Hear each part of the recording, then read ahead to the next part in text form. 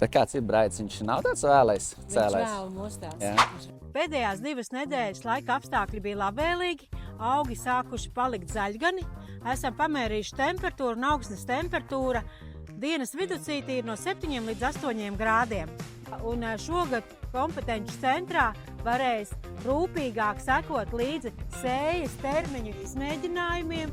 Šobrīd var labi redzēt, kā izskatās agri sētie un ļoti vēlu 8. oktobrī sētie ziemas kvieši. Mēs skatāmies pēdējās sētais termiņš, kas ir bijis diezgan vēlu, 8. oktobris.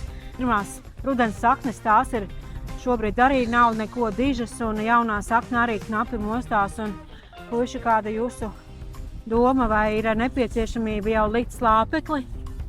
Ņemot vērā, kādi laikapstākļi plānojās un arī slāpekļa cenas šī brīža, pilnīgi noteikti no savas puses ieteiktu vēl nedaudz nogaidīt.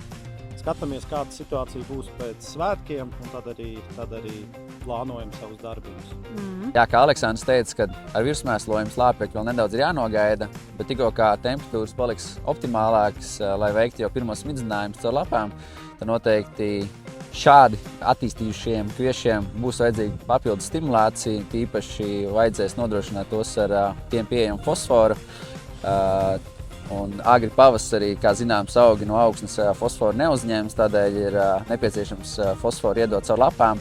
Tādēļ mēs arī rekomendēsim šo te pirmo mikroelementu smidzinājumu noteikti veikt ar Vivogel PK, kas satur fosforu.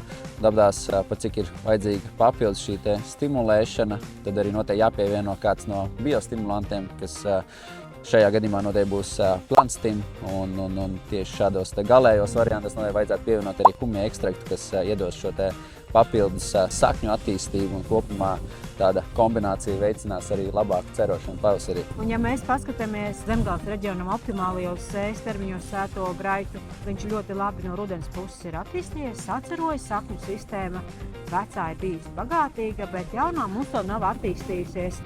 Aleksandr, no tava skatu punkta, kaisam? Ja runājam par slāpekļa virsmēslojumu, tad arī šeit redzam, ka jaunās saknītes tikpat kā nav redzamas. Tātad kaisīšanai vēl ir par ākam. Jā, gaidam siltāku laiku un tiekamies atkal uz lauku. Paldies!